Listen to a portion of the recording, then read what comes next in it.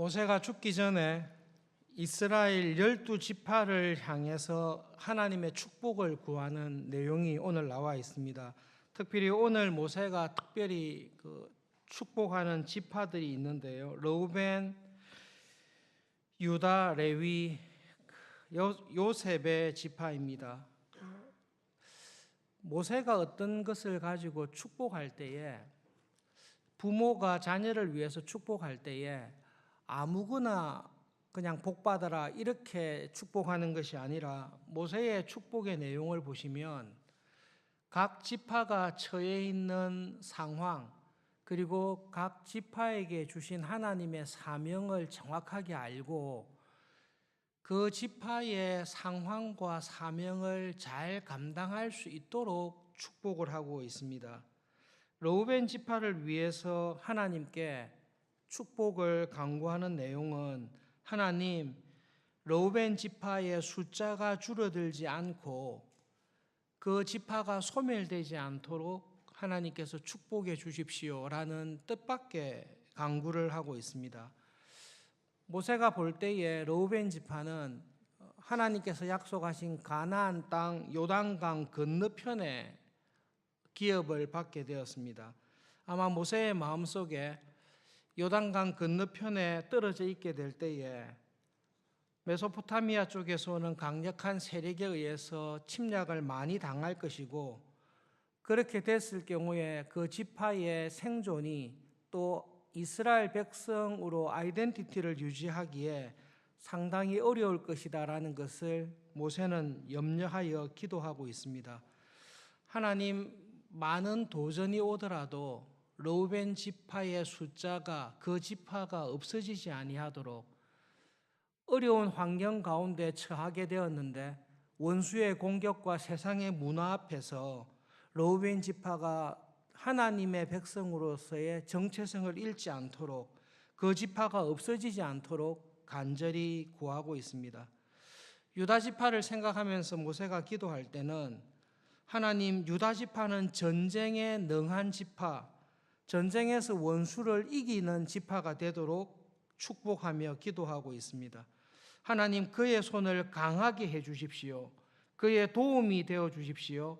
그리고 그가 원수들과 싸울 때에 원수를 능히 물리칠 수 있는 복을 주십시오. 기도하고 있습니다. 가나안 정복 전쟁에 들어갔을 때에 이스라엘 12지파 가운데 특별히 유다 지파가 가나안 정복 전쟁 가운데 큰 일을 한 것을 저희들은 사사기를 통해 보고 있습니다. 아마 모세는 유다 지파가 땅을 배정받고 또 유다 지파의 성격을 볼 때에 전쟁을 하는 일에 있어서 하나님의 도우심으로 전쟁에 능한 지파가 되는 복을 달라고 간구하고 있습니다.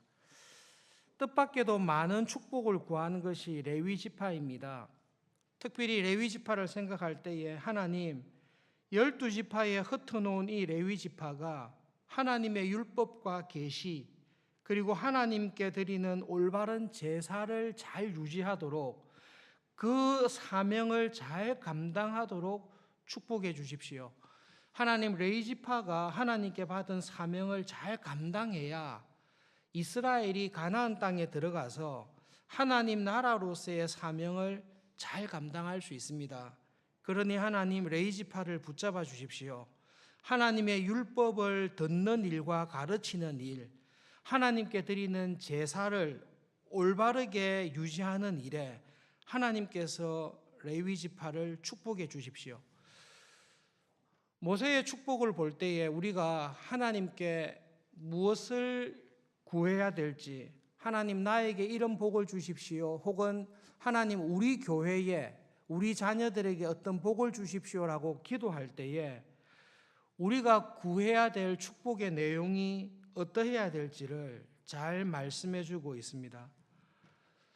축복을 구할 때에 하나님께서 나에게 주신 사명이 무엇인지, 내가 하나님께 받은 책임이 무엇인지, 맡은 것이 무엇인지를 우리가 분명하게 알고, 하나님, 저에게 이러한 사명을 주시고 이러한 환경을 주셨는데 이 자리에서 하나님께서 맡기신 일을 제가 잘 감당하도록 복을 주십시오. 그것을 모세는 우리들에게 가르쳐 주고 있습니다. 여러분, 모세의 축복을 생각할 때에 아침에 두 가지를 꼭 기억하면 좋겠습니다. 한 가지는 하나님의 본성입니다. 하나님께서는 우리를 축복하시고 우리에게 은혜 베푸시기를 기뻐하시는 하나님이시라는 것을 꼭 기억하면 좋겠습니다. 그것이 하나님의 본성이십니다. 하나님께서는 그 본성상 우리에게 은혜 베푸시기를 기뻐하시고 하나님의 말씀대로 살아가는 자를 복 주시기를 원하시는 하나님이신 것을 꼭 기억해야 됩니다. 두 번째로 더 중요하게 기억해야 될 것이 있습니다.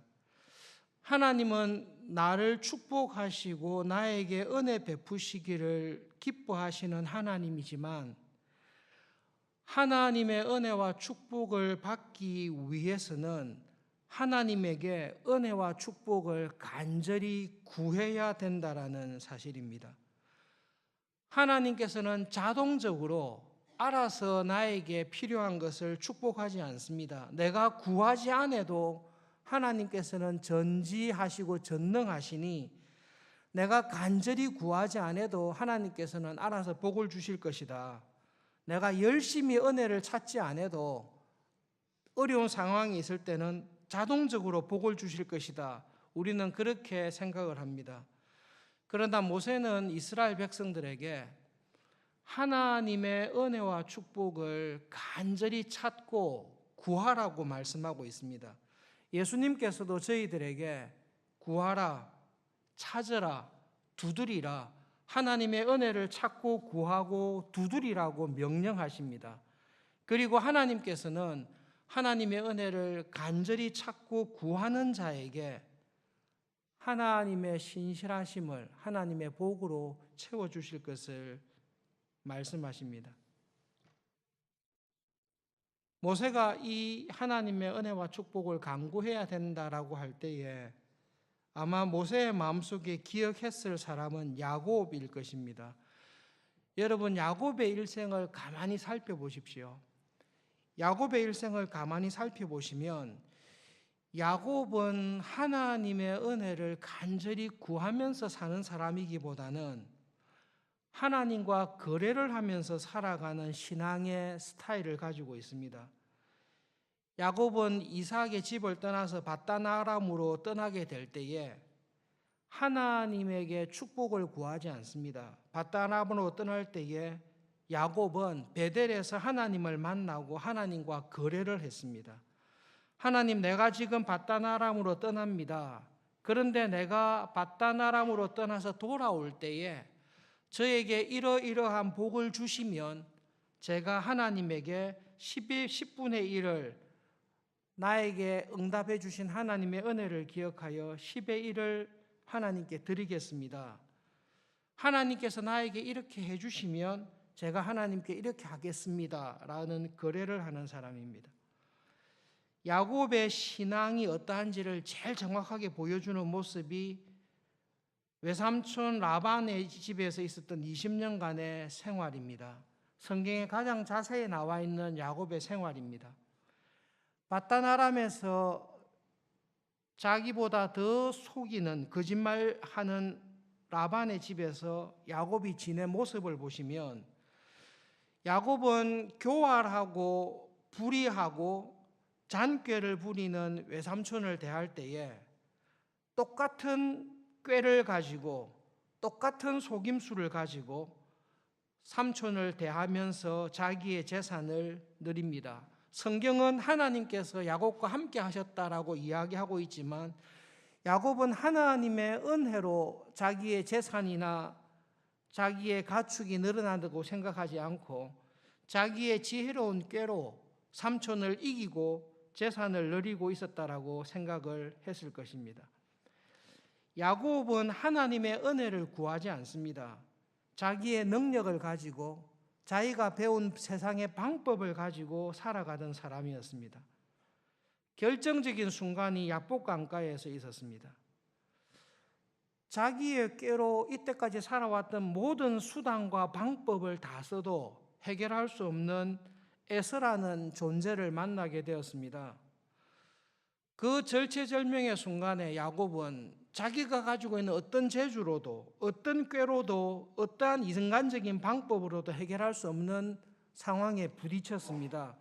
그때 하나님께서 야곱을 찾아오셨습니다.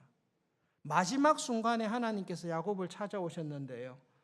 야곱은 그때에도 하나님과 씨름하여 하나님을 이기려고 했습니다.